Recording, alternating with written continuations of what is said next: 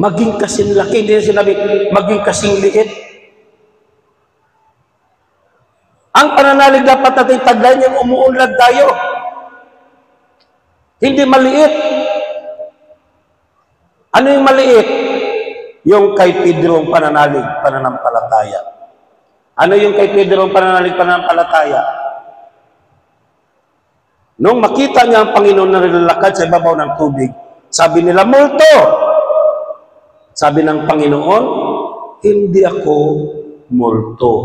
Si Jesus ito. Sabi ni Pedro, kung talagang ikaw yan, Panginoon, pariyanin mo ako. Halika! Kaya lumakad si Pedro palapit ng palapit sa Panginoon. Kaya lang, habang lumalapit siya, palingon-lingon. Palingon-lingon. Kaya anong nangyari? Paglingon niya, nakita niya ang dambuhalang alon na tatakog sa kanya. Anong nangyari ni Pedro? Kay Pedro, lumubog. At sa kanyang paglubog, sumigaw siya, Panginoon, sagipin mo ako. Agad-agad siyang sinagip ng Panginoon. Pagkasagip niya ganyan, anong sabi ng Panginoon sa kanya? Kay liit ng iyong pananampalataya. Yun ang sinabi ng Panginoon. Yung katulad ni Pedro ang pananampalataya. Kaya ang mga lagad sabi, dagdagan mo kami ng pananampalataya. Amen.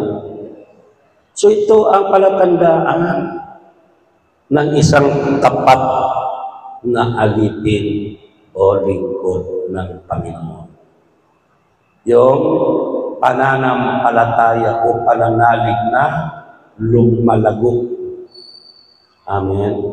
Dahil kapag lumago yan, maging kasinlaki ng butil ng mustasa, kaya mong mapagtagumpayan ang anumang mga problema o pagsubok sa buhay.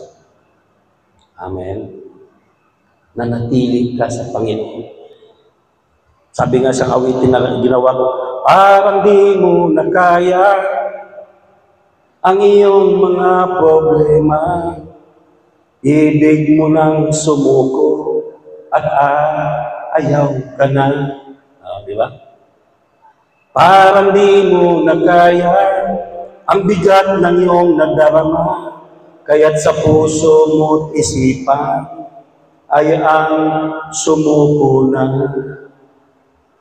Ngunit kapatid, ito ang inyong tatandaan. Kung merong pagsubok man, ito'y iyong mapagtagumpayan. Kung sa Panginoong Hesus, ipagkatiwala ang laban. Yan ang may pananalig o pananampalataya umuunlad. Dumating man ang problema, sa Panginoon mo ibigay. Ipagkatiwala mo sa Kanya ang laban. Dahil natin kaya ang laban sa buhay na ito kapag hiwalay tayo sa Panginoon. Amen. Ibigay mo sa Panginoon ang lahat. Lord, hindi ko kaya ito. Pero dahil kasama kita, makakaya ko ito. Mapagtagumpayan ko ito. Amen po. So yun po ang unang letter A.